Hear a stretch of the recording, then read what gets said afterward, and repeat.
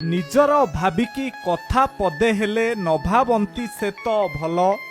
ସାମାନ୍ୟ କଥାରେ ଆଘାତ ଦେବେ ସେ ସରିଯିବ ତୁମ ଗେଲ। ମୃତ୍ୟୁ ବିଷୟରେ ଜାଣିବା ପାଇଁ ଚାହୁଁଛନ୍ତି ଯଦି ତେବେ ନିଦ୍ରାଠାରୁ ଶିଖନ୍ତୁ। ସଫଳତା ଗୋଟିଏ ଦିନରେ ମିଳିବ ନାହିଁ, କିନ୍ତୁ ଗୋଟିଏ ଦିନ ନିଶ୍ଚୟ ମିଳିବ।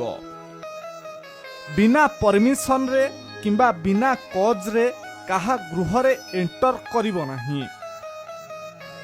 କାଠ ଦଣ୍ଡଟିଏ ନ ପଶିଲେ କୁରାଢ଼ୀ ଯେପରି ଗଛକୁ କାଟିପାରେ ନାହିଁ, ସେହିପରି ନିଜ ଲୋକ ସାମିଲ ନଥିଲେ ଭିତରର ଭେଦ କଥା କେବେ ବାହାରେ ପ୍ରଘଟ ହୁଏ ନାହିଁ। ନୀରବ ଆଉ ହସକୁ ସବୁବେଳେ ସାଙ୍ଗରେ ରଖିଥିବ, କାହିଁକି ନା ନୀରବ ତୁମର ରକ୍ଷା କବଚ ଆଉ ହସ ତୁମ ଖୁସିର ସ୍ୱାଗତର ଦ୍ୱାର ଅଟେ।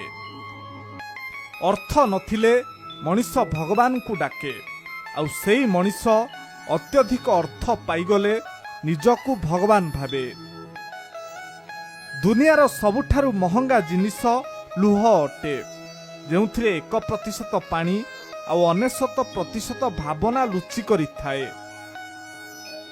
ସମ୍ପର୍କ ତା ସହିତ ରଖ ଯିଏ ତୁମ ଭାବନାକୁ ବୁଝିପାରୁଥିବ, ତୁମକୁ ଇଜ୍ଜତ ଦେଉଥିବ ଆଉ ତୁମର ସବୁ ପରିସ୍ଥିତିରେ ତୁମ ସାଥ ଦେଉଥିବ।